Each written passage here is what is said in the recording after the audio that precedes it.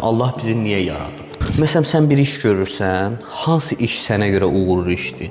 Ən çox sənin potensialını göstərən iş. Sən ayda bu işə baxıb biləcəklər, mən nə etmişəm. Yəni bu kitaba baxıb deyəcəklər ki, mən nə boyda iş görmüşəm də. Yəni bu kitabı oxusalar, başımın içindəki elmi bilə bilərlər. Ona görə o kitab sənə ləzzət edirdi. Sən ki, nə yaxşı yazdım bunu, nə qəşəng elədim. Bir taxta ustası bir taxta işi görür, hansı iş onun üçün ən ləzzətli işdir. Ən ləzzətli iş onun üçün o işdir ki, bilir ki, bu taxtaya baxacaqlar, deyəcəklər professional ustadır.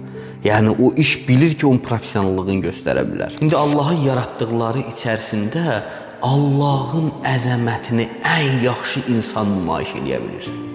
Ona görə Allah insanı yaradanda öz-özünə təbrik deyir. Yəni ən yaxşı Allahı insan göstərə bilər.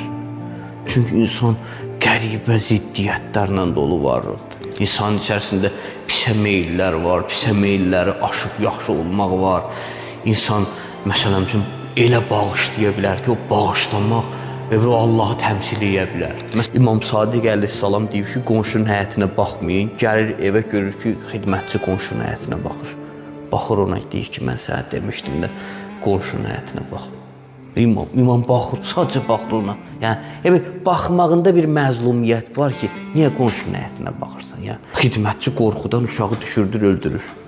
Uşaq pilləkənləri düşür, ölür. İmam aparırlar, uşağı dəfn edirlər. Deyir, imam şam namazından, sübh namazına kimi ağladı. Cürətkar sahabələrdən biri gəldi, əlini qoydu, dedi, ağa, hamımız Allahdan gəlmiş, Allah deyir, körpədir də, məsumdur, pakdır. Bu qədər üzmə, bu qədər kədərləndirmə. İmam baxdı, dedi ki, mən uşağın ölümünü ağlamıram ki. Nə ağlayırsan məsələn? Mən baxışımla xidmətçini qorxutdum.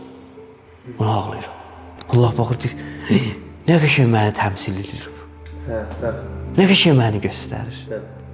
Yəni insanın yaranma hədəfi Allahı göstərməsidir. İbadət nədir? Allahı göstərmə. Bu Quran deyir ki, "Və mə xələqtul insə vəl cinnə illə liyabudun." Mən insan və cini mənə ibadət eləsinlər deyənə yaratmışam. Və ibadət nədir? Allahı təmsil eləmək. Allahı göstərmək. Allah insanı yaradanda o potensialı qoyub insanda. İnsan ən yaxşı Allah tərənnüm edə bilər. Niyə Allah görünmək istəyir? Yəni Allah bilinmək istəyir. Yəni sən indi bu misalda ilişib qala bilərik də, bir taxta ustası professionallığını insanlara göstərmək istəyir. Bilinmək, tanınmaq kiməsə görə olmasa belə müstəqil özü çox zövqlü hadisədir. Allah özü bilir də Allah necədir. İndi Allah bir əsər yaradır. O yaratdığı əsər onun özünə oxşuyur. Allahın özü bu hadisədən zövq alır. Çox ləzzətlidir. Yəni bu taxta ustası kimi qarışdırmayaq da. Taxta ustasında belədir ki, o bir yaxşı iş görəcək, insanlar qiymət versə zövq alar, qiymət verməsə zövq almaz. Allahda necədir? Allahda belə deyil. İnsanlar onu öldürsə də Allah zövq alacaq. İmam Hüseyin. Çox əzəmətli, çox gözəl, gəlir, dəyərini bilmirlər, qiymətini bilmirlər. Götürülə başını kəsirlər. Bu Allah'a tərənnüm edirdi və Allah'a göstərirdi. İnsanlar görmədilər. Bədənini atların ayağının altında saxlayırlar. Onun razılıq halı da Allah'a zövq verir. Onun razılıq halı Allah zövq verir. Yəni Allah deyir ki, necə mənə oxşuyur? Yəni bu qədər başını oynatırlar.